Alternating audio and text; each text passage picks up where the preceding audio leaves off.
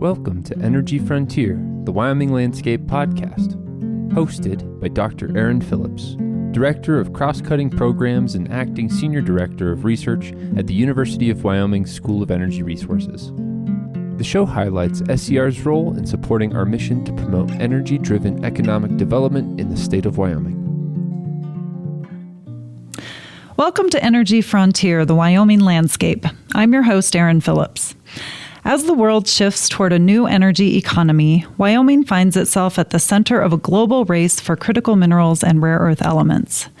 Success in this frontier requires more than just technical expertise. It requires a deep understanding of international policy, ethical growth, and strategic leadership. Joining us today is a guest who has navigated these high-stakes environments for over 4 decades. Melissa Sanderson is a former senior U.S. diplomat, serving 20 years in the Foreign Service, a former executive at Freeport-McMoRan, and a current director at American Rare Earths. Today we're discussing her journey from international diplomacy to the heart of the American mining industry, and how her experience is shaping the future of resource security right here in Wyoming. Mel, welcome to the show. Thanks so much for having me. It's a pleasure to be here. Well, Mel, you currently wear so many hats in high-level positions and are a recognized leader in the critical minerals sphere. Please tell our listeners a little bit about your background and your journey to get where you are now. Well, I will say it's a fairly unusual background for the mining industry in America. I stumbled into a diplomatic career that turned out to be the perfect domain for me. And after spending 21 years in it, I left it reluctantly because I fell in love with the Congo. And feeling that there was more that I needed to do in that country, I took the opportunity to join the mining industry with Phelps Dodge, major American copper mining company, stayed on when they were acquired by Freeport-McMoRan, and contributed to building what is still today one of the world's largest copper cobalt projects. That in turn brought me to Phoenix, Arizona eventually, Freeport headquarters. And in 2020, I retired from Freeport and went into my own consultancy business and had the opportunity to enter the rare earth space. And when I was first approached, like most people, I didn't know a rare earth from a hole in the ground.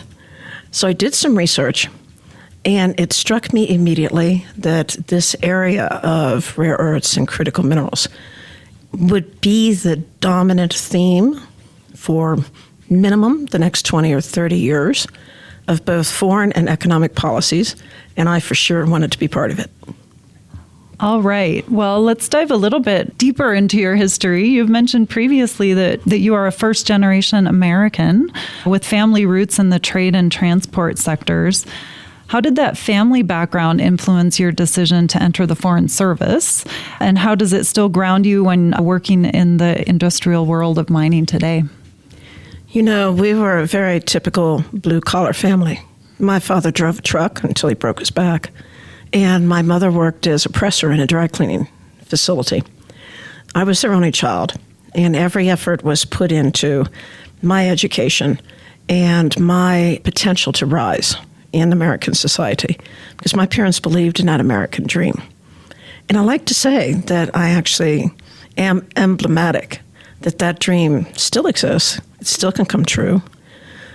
And as for the diplomacy, that was really very funny. Coming from the kind of background that I did, I hadn't even heard of the Foreign Service or the diplomatic service. And I stumbled into the career largely because my father died. It was not the trajectory I had identified for myself. I was actually supposed, ironically, to go to Arizona to the Thunderbird School of Global Management, and I was going to be a big-time international business success. But I was not going to run off and leave my mom in those circumstances. So I was very fortunate. I had the opportunity to attend Xavier University instead.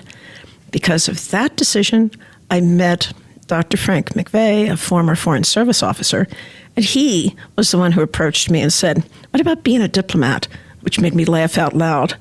And I said, "Well, I don't think I'm very diplomatic." And he said, "I never was either." I said, "Well, I'm also not rich." He said, "I wasn't either." So he overcame all of my initial skepticisms I took the test, I passed the test, I got in, and I realized that I had landed in the exact place that I needed to be. Because, and it sounds hokey, I guess, these days, I love this country, and I wanted to serve this country. I wanted to help maintain our strength and our influence, our ability to project our values and what America represents. Because particularly coming from a family that chose America, I was very cognizant of the importance of that. And that was what motivated me. All right. Well, you've had such a fascinating career. You've handled arms control and nuclear issues in Russia and Poland before moving into critical minerals. Do you see these different careers, or are they both essentially about the same thing, which is global security? Yeah, ironically, that's absolutely true. Because at the time, for instance, when I was doing these arms control matters, uranium was front of mind, obviously, because of its use in nuclear weapons. And now we find uranium once again at the forefront of the critical minerals discussions as one of the reliable and greener, not completely, but greener forms of energy. And energy, in turn, has become a very critical matter for the United States. It underpins so much of the technology which is going to lead this country not just into the future, but help it maintain its position of economic strength in the world. So it's a wonderful time to be in Wyoming, because Wyoming historically has been an energy provider to America and can be a really key element of what I like to think of as the energy revolution. It certainly is an exciting time to be in Wyoming. Well, Mel, you're also a polyglot, fluent in multiple languages. Which languages do you speak? English, for one, yes. But also Spanish and French, okay. And Polish and Russian and German. Impressive. So a question about that. Is your fluency due to a drive to actively learn new languages, or did you grow up in a multilingual setting?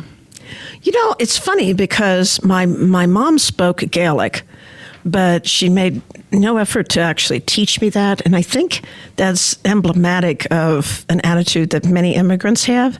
We've left that stuff behind, and now we're Americans, and Americans don't speak Gaelic. Americans speak American.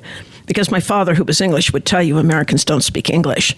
So I was raised to speak American. But I was always fascinated by other cultures. And language is the doorway to other cultures.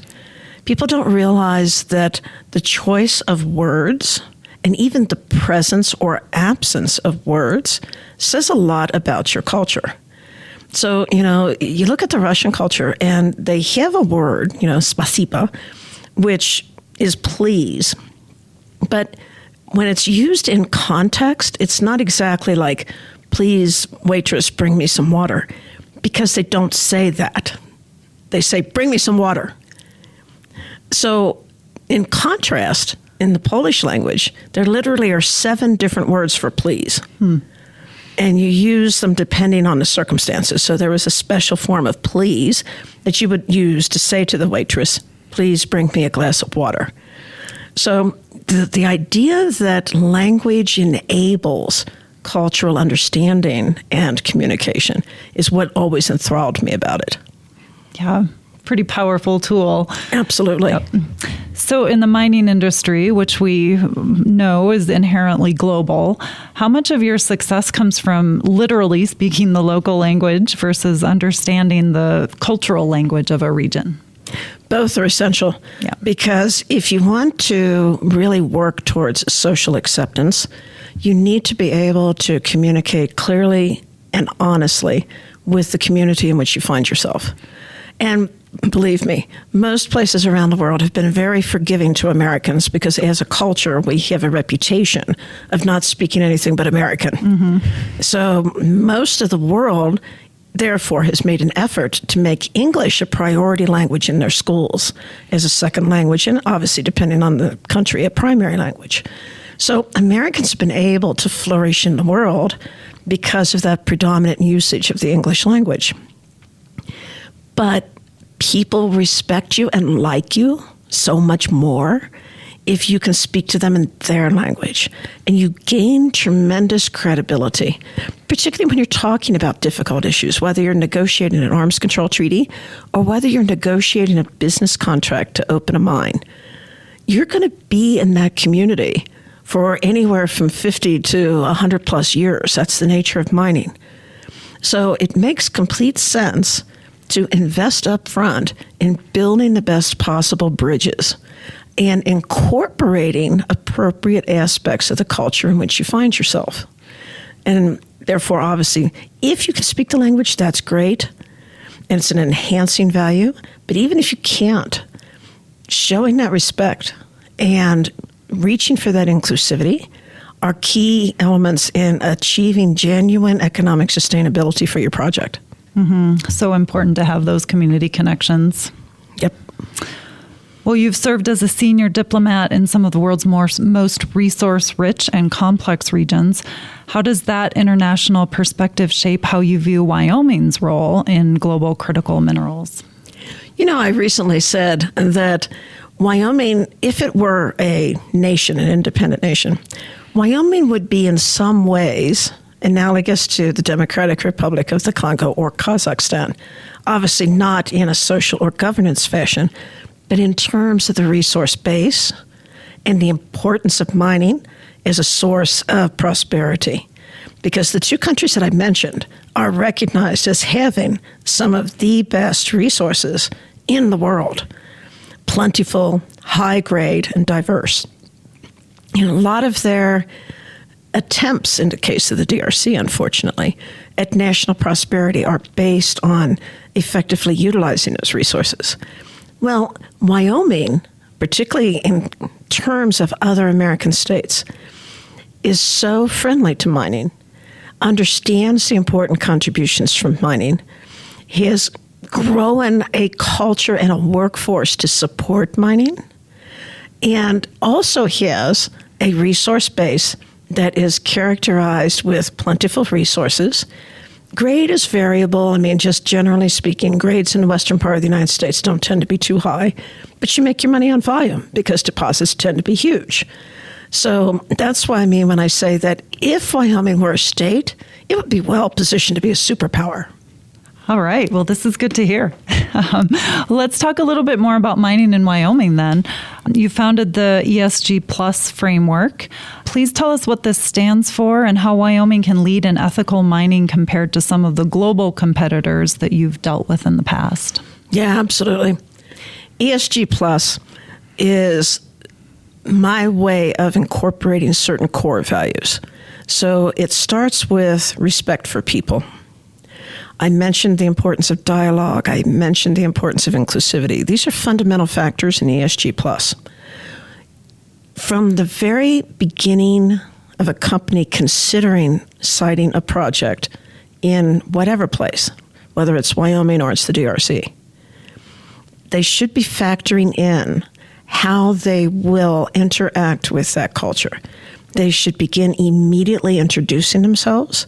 They should begin a dialogue immediately. It's important to understand the values of the culture in which you're going to find yourself. It's important, to the extent that it is possible, to incorporate those values in your corporate behavior while you're in that country and that culture. It's important to ask people what their expectations are. Now, we have official frameworks for this. One of them is called prior informed consent. But not all companies and not all countries respect and enforce prior informed consent. But it essentially is saying the same thing. Ask people what they expect, what they need, and what they want. And then incorporate that into your business plan, because traditionally the problem with ESG functions is they're peripheral to the company's main mission. They do not have a stable funding source, and they do not have a champion in the C-suite. So obviously, my ESG Plus framework envisions just the opposite. A C-suite champion, a dedicated pot of money, if you will, and a cohesive overarching vision that will drive and educate the company's employees in their interactions with that society. That, in turn, will help the company achieve that sustainable economic future and leave behind a lasting positive legacy.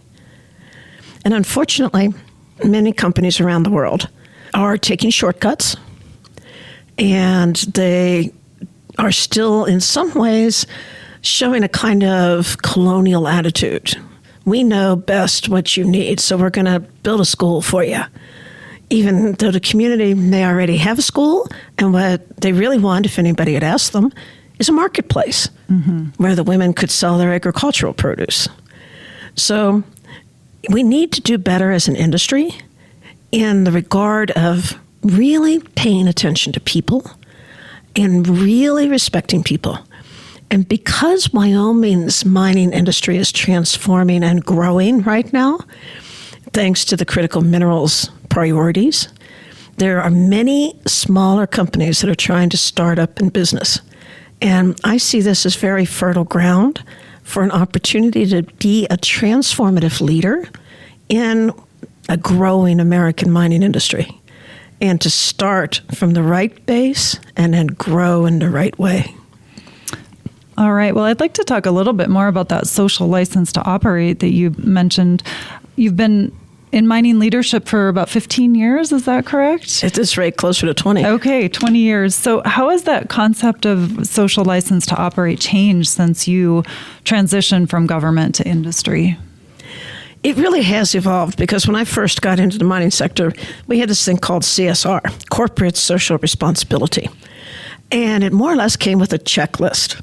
So, if you build schools and you build clinics and you build roads and you do some fundamental work on the ground in terms of maybe improving, buying produce from the local community, etc., you've checked your boxes. And so CSR, you're done. Okay, that's great. Let's move on. That evolved into ESG, which took a much broader look and put a much heavier emphasis on environmental factors, because ESG stands for Environment, Social, Governance. So governance actually is very easy. It is a checklist. This is the law. Here are the things that you must do, and here is how you must do them. And here are the things you must not do, like pay bribes. And we have a thing in this country called the Foreign Corrupt Practices Act.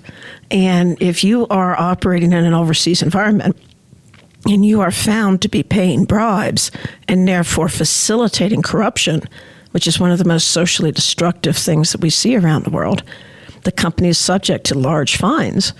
And potentially, depending on the severity of the offense, you can be shut down. So governance, clear and easy. Environment, in many ways, also clear and easy. Again, you have a legal checklist, endangered species, water, migratory species, etc. So you do the studies, you work with the professionals, and you check those boxes. S, social. People are hard. People are the hardest thing in the world. You have to spend time. You have to invest of yourself. And you have to invest appropriately and judiciously your hard-earned money. And that's where this whole concept of respectful dialogue comes in. Because if it's really, in business terms, it's very simple. You want the best return on investment for the money that you are, quote, being forced, unquote, to spend to meet your social obligations.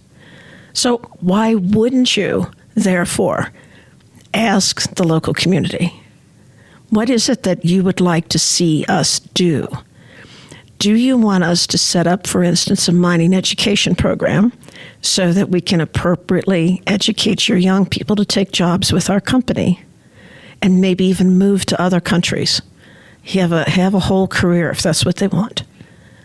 Should we be doing that? Should we be doing programs for women where, for instance, we work with some of the local midwives? Because in many, many cultures, women don't go to a hospital. They don't go to a clinic. They have a midwife. And it's very difficult for particularly American companies to regard that as adequate medical care. So we have a tendency to say, no, we're going to build you a clinic and you'll have, medicine and real doctors. And women don't go to the clinic. And then the company is frustrated because a lot of money and effort and time was invested. The community is frustrated because women are like, we don't trust that stuff. Why don't they just help us with our midwives? Why don't they educate more midwives for us? Why don't they work with our traditional healers? We know what medicines are good for us. So in order to avoid that mutual frustration, and in order to do the S successfully in ESG, we need to be making a much bigger effort because there's never going to be a checklist for S. Mm-hmm. All right. Well, let's move a little closer to home on that note. American Rare Earths is developing the Halleck Creek project, which is very near to us here in Laramie. Halleck Creek is being touted as one of the largest rare earth deposits in North America. What makes the geology and chemistry of this specific Wyoming site unique for commercial scale? And you know what I'm very pleased to say in this regard? The University of Wyoming has played a definitive role in answering this question. You have here a graduate student, a young woman named Phoebe. And Phoebe is the one who discovered how unique our particular allanite pluton is. Because I will tell you, when I first joined the board of American Rare Earths, a friend of mine, Jack Lifton, who's a world-recognized leader in the rare earth space, was very skeptical. And he said, Mel, no one's ever cracked the allanite nut. No one is ever going to crack the allanite nut. And your deposit is allanite-hosted hard rock. He was basically saying, move on, Mel, find something better to do. But along came Phoebe, who has successfully identified the unique, and I mean in the whole world, characteristics of our particular allanite.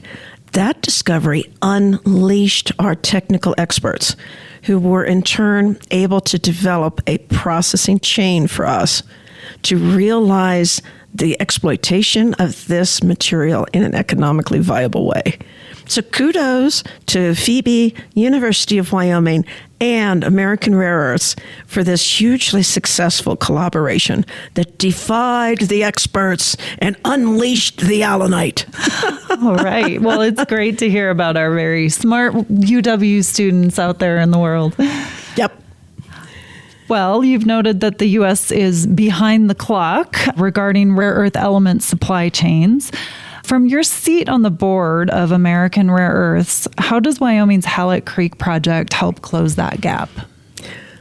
The bottom line is, when Halleck Creek is fully up and running, we will be a multi-generational resource for the state of Wyoming. Secure employment. It will operate for over 100 years easily. And it is sufficiently large that if suddenly every other competitor disappeared, by ourselves we can satisfy America's rare earth needs for that 100 years. Wow. That's how good this deposit is. And it's not just the size, although the size itself is huge. When you start with 2.6 billion with a B tons of total rare earth oxides, it's huge. But it goes beyond that. It goes to what we have. So in the rare earth world, there's what I call the core four. There's 2 light rare earths and 2 heavy rare earths. And of course, by the way, the rock weight itself is not what we're talking about. It's the atomic weight of those elements and where they sit in the periodic table. The 2 lights are neodymium and praseodymium, and you hear a lot about those. And then there are 2 heavies, dysprosium and terbium. You need that combination. Those are the big ones, basically to make everything work. We've got them, and we've got them in abundance. We've got them in economic format. So Halleck Creek, and in turn the state of Wyoming, because we are building the first part of this project exclusively on state of Wyoming land, because of those factors I mentioned before. The state understands mining. It has deep expertise in its government offices. it has an eager, able, and well-trained workforce. And we are lucky to be here, and we know we are. And together, we can secure America's national security needs. All right. Well, I also want to talk a little bit about mining and processing and how that's kind of evolved over the years. American Rare Earths has been involved in research and development, looking at cleaner separation technologies. How are we moving away from some of the legacy mining and processing of the past towards new methods these days? Yeah, and it's our pleasure to be involved with this kind of research, because fundamentally what I usually say to people is, we won't beat China by replicating China. China has a 50-year head start on us. We're not going to overcome that. We can beat China by innovation, and America has always been a world leader in innovation. And American Rare Earths is taking part in that innovative tradition by partnering with a program run by DARPA, which is an element of the Department of War, and a program run by the Department of Energy that's looking at biological separation of rare earths. Because that's the hardest part of the processing. The mining, it is what it is. Well, we're going to be digging trenches, extracting the mineralogy, and then restoring that. So that is what it is. The complication always was the processing, and not just because it's allanite. There are 3 types of rare earths. So you have monazite sand rare earth, you have clay-based rare earth, and you have hard rock rare earth, which is what we are. Of those 3, obviously the sand is the easiest form to process, but comes with the highest so-called penalty elements, meaning the quantity of uranium and thorium that are embedded with the rare earths. That's a complication for processing. Clay, you get slightly less. And in our deposit, we're blessed with, just in terms of the raw deposit, we're blessed with very low levels of uranium and thorium. So that's been an asset to us as we look down on our processing chain. But coming back to innovation, so, all processing, regardless of the material, has certain steps in common: crushing, grinding, and usually sort of an acid bake or acid bath separation process. So that's true. But if we can realize the kind of research that's being looked at, we'd be able to shortcut some of those steps by using genetically engineered enzymes and or bacteria, because there's 2 sort of parallel streams of research underway, that would be tailored specifically to identify a given material. So let's say neodymium. In the rich concentrate mix, we would pretty much think of like a syringe. We would inject it into the concentrate mix, and then those enzymes would bind to all of the neodymium present and drop it down, separate it out for us. And then we go back with another so-called syringe, and we repeat the process for the other materials that we want. So much cleaner. It would save money, save time. We think it would be attractive to investors because, it's going to be greener and cleaner. And that would help, obviously, with the financial status of the mine. So it's like everybody wins. Fascinating. Yeah, I love it. Yeah. Well, I'd like to switch gears here a little bit. We always like to touch on leadership in this podcast, and you've clearly distinguished yourself as a strong leader in many areas. Many people transition from government to the private sector. What was your biggest culture shock moving from the State Department to a major international mining company? Finding that they are every bit as bureaucratic as the U.S. government. Okay. When you're working inside of the government, you always have these myths, as it turns out, that go around about how nimble and responsive and streamlined the private sector is. Well, maybe that's true someplace, but it was not my experience in the case of working with a major mining company, which was very highly structured, very bureaucratic, very hierarchical, and sometimes very ponderous. And so that was certainly my biggest culture shock. If I thought I was shaking off the shackles of bureaucracy, I was so wrong. All right. Well, I also want to talk about the boards that you serve on. You serve on several boards and were most recently appointed as a co-chair to the Critical Mineral Institute, where you sit at the center of a global network of experts, capital, and government. What's the number one gap that the Critical Mineral Institute is trying to bridge right now between industry and the public? Education. Okay. People are able pretty easily to understand individual elements. People have an idea of what copper is good for, what nickel is good for, what lithium is good for. But then you approach people and you say, and then there's these rare earth things. And you can almost see people's eyes glazing over. And then you say, oh, yes, and these are the 17 elements in the lower right-hand corner of the periodic table, and people's eyes really glaze over. And I care why? And the answer to I care why is if you own a smartphone or a laptop or a computer or a car, including a conventional gasoline-driven car, you are using rare earths. That's why you need to care.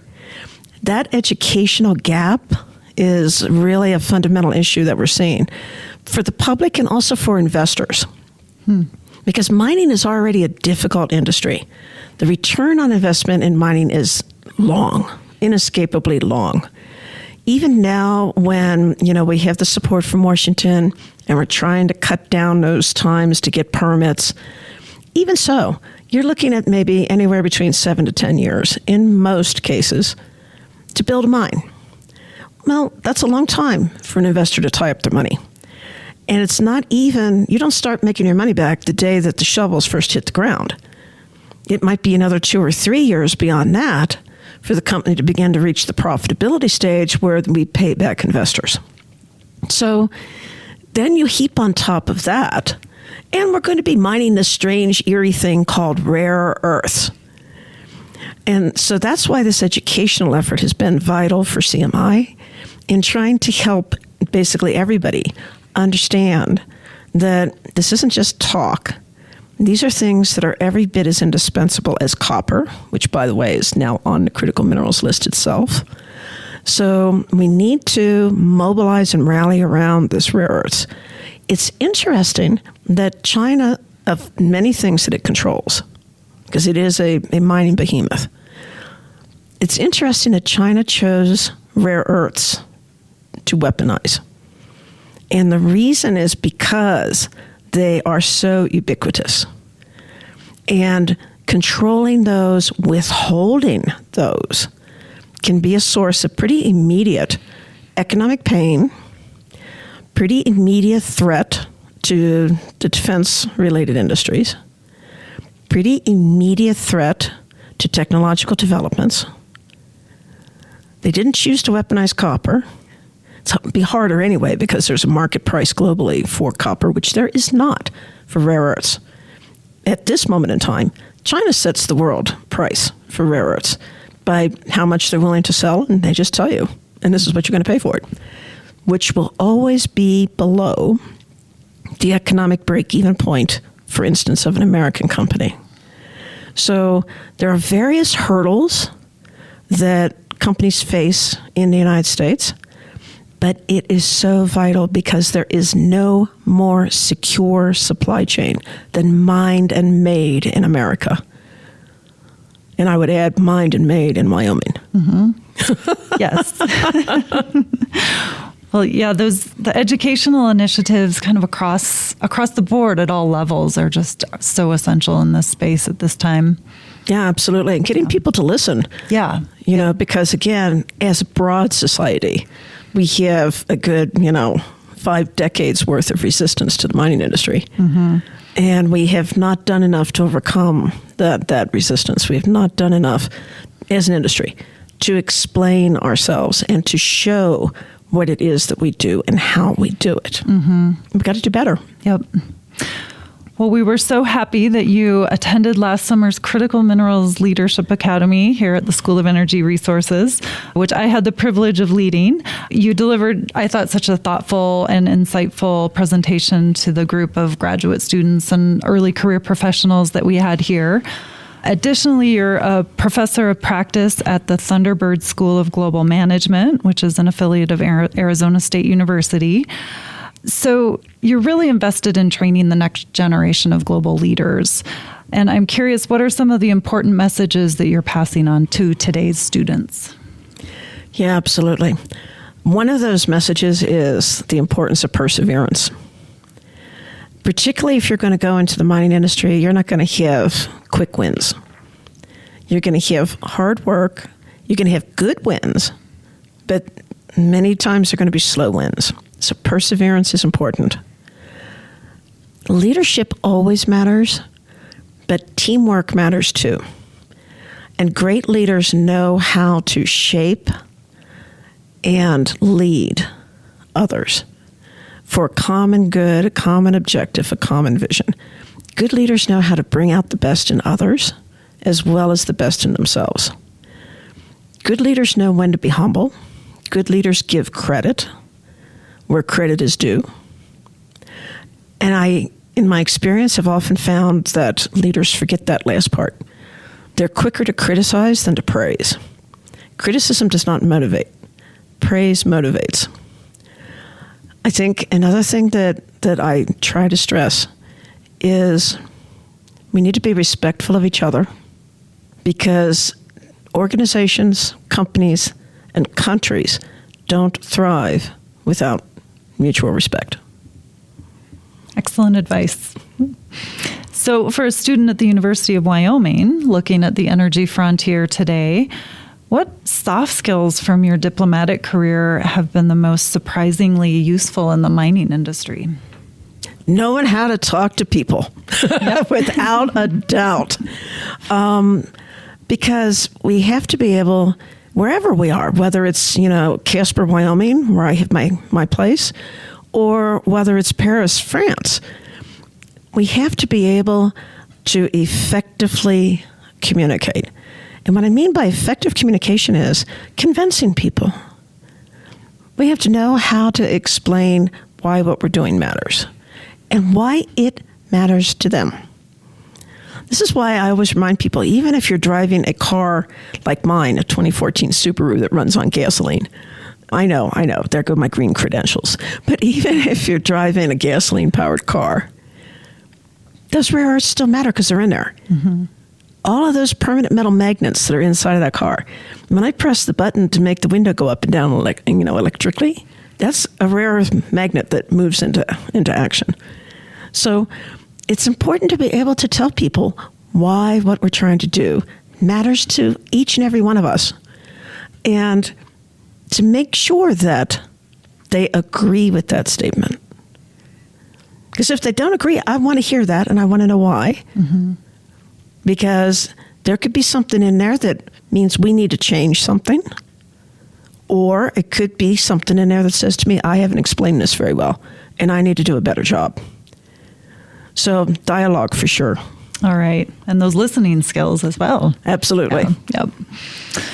Okay. Well, when you look back at your transition from the foreign service to the private sector and now into academia, what do you hope is the red thread that students take away from your career path? Follow your passion. To the extent possible in your life, be self-reflective. Identify for yourself. What is it that gives you joy? What is it that really motivates you? What is it that makes your heart sing? And when you can, do that for a living. Even if it doesn't pay as well. I mean, I didn't join the Foreign Service to become a millionaire.